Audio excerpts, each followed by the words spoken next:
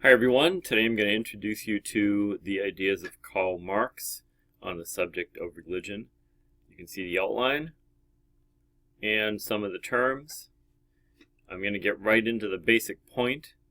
And so Marx's basic point about religion is he argued that religion is an ideology that serves to reinforce the power of the ruling class in society. Now, he argued that ultimately elites rule because they control the economic system.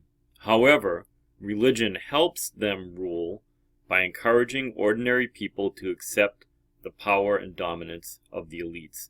So he doesn't think that the elites depend on religion to rule.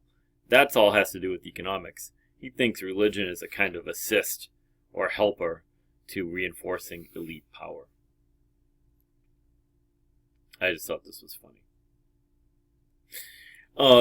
Materialism and production. So Marx is known as a materialist scholar because he argues that material realities are the most important influences on human society.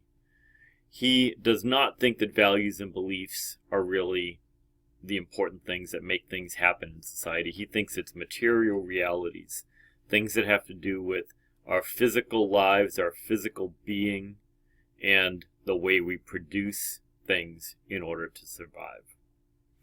In this case, materialism does not mean that somebody loves stuff. A lot of times we might criticize somebody in our society by saying, "Oh, they're so materialistic. They just love to have all the latest new gadgets." Okay, that's not what Marx was talking about. He meant materialism in the sense of material things are the things that influence society and drive things forward. Specifically, he argued that economic factors determine human behavior and everything else in human society, including values and beliefs. And he argued more famously that human history is marked by class struggle. In other words, to understand any society, you have to understand the perpetual struggle between the different classes. This is Labor Day 1934. Workers are marching down Market Street in San Francisco. Marx argued that there's a constant conflict between capitalists and workers, and that their opposing interests had an important effect on ideas and values. And Marx argued that the most important material fact of human life is the process of production. If you want to understand how human society works, the most important question is, how is production organized? For example, who does what work? Who works for who? Who owns what property? And so on. Once you know these facts, he argued, then the other things become clearer.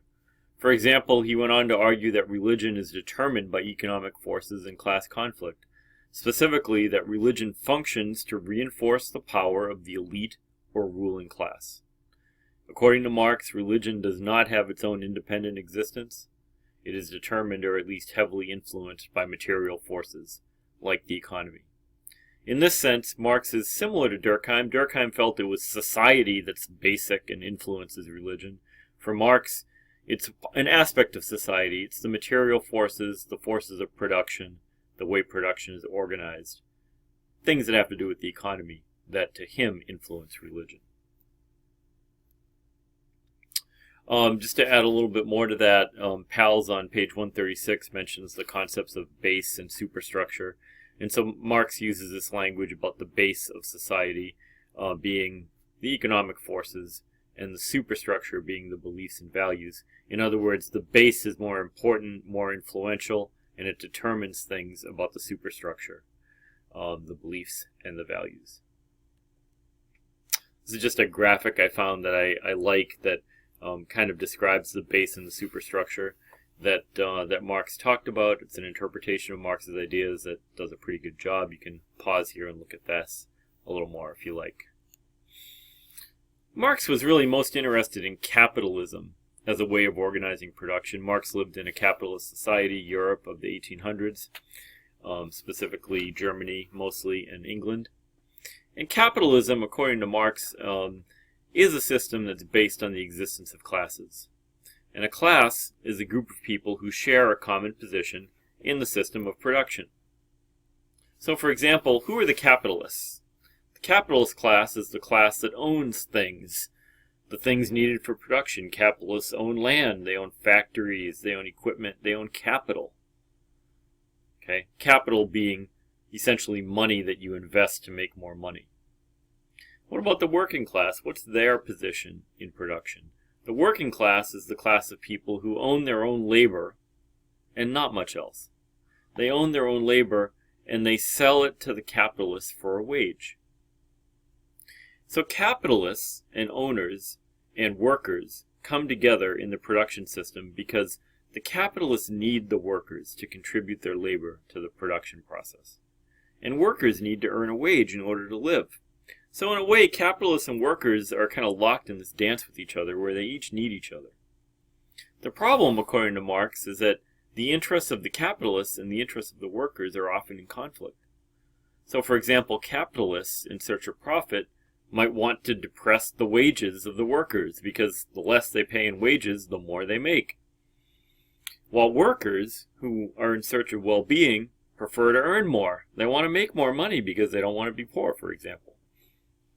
Well, Marx observed that in the Europe of his day, 1800s, late 1800s, many workers were oppressed and miserable, toiling in dreary factories for 16 hours a day for very little money. And such conditions, he said, were bound to lead to class conflict. For example, workers were bound to rebel and say, we don't want to work 16 hours a day. We don't want to work in these dreary factories. We want some time off. We want some rights. And for the system to survive and for capitalists to maintain their power and their control, those conflicts would need to be somehow managed or moderated. Of course, capitalists could always use outright force to hold the system together. The police, the military, the legal system, these are all things that Marx looked at as ways that the capitalists used to keep the workers in line. They could shoot protesting workers. That certainly did happen in history, in European and American history for sure. They could put their leaders in jail and things like that. However, Marx argued that control over workers also has a cultural component. That yes, the capitalists do use brute force against the workers, but that really, people are more likely to accept inequality, an unequal class system, in which they are oppressed and miserable, if they can be convinced that the system itself is right and good, and that therefore their rebellion is not warranted. And this is where we get into beliefs and values. Marx argued that beliefs and values are the dominant, that beliefs and values that are dominant in any given point in history are the beliefs and values that favor the ruling class, and that help convince workers that they should remain in their positions, and not complain, not rebel, not organize.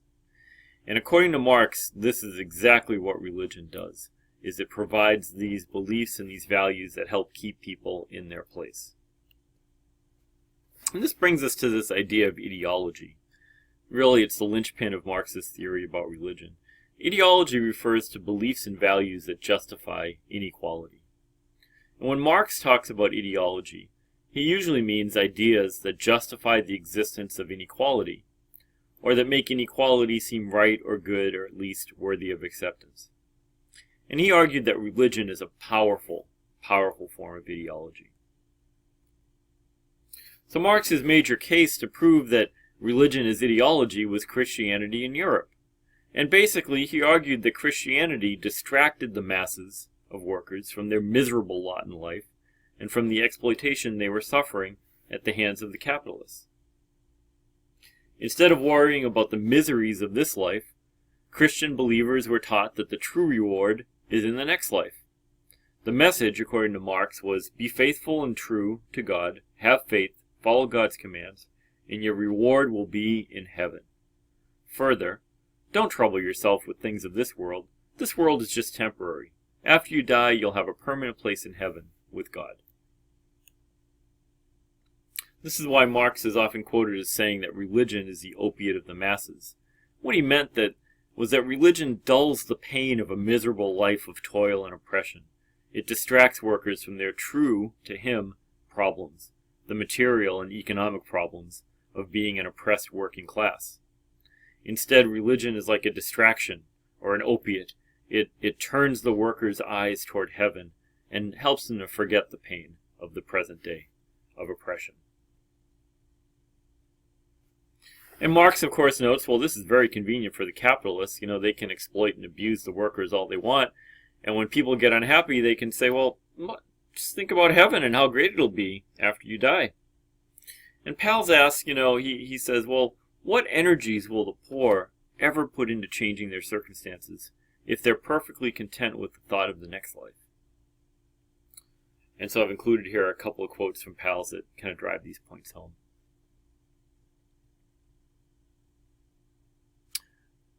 Here's a comic strip that I thought kind of illustrates this a little bit. You can pause here if you want to read this. I'm going to move on. So, to summarize this aspect of the argument, Marx argued that religion is an ideology, a system of ideas that makes inequality and oppression seem acceptable. In the case of Christianity, Marx sees religion as an ideology that distracts people from their earthly miseries by focusing their hopes on God and the afterlife. In other words, heaven. This concludes part 1 of the lecture, and this is essentially a very basic introduction to Marx's ideas. Please join me for part 2.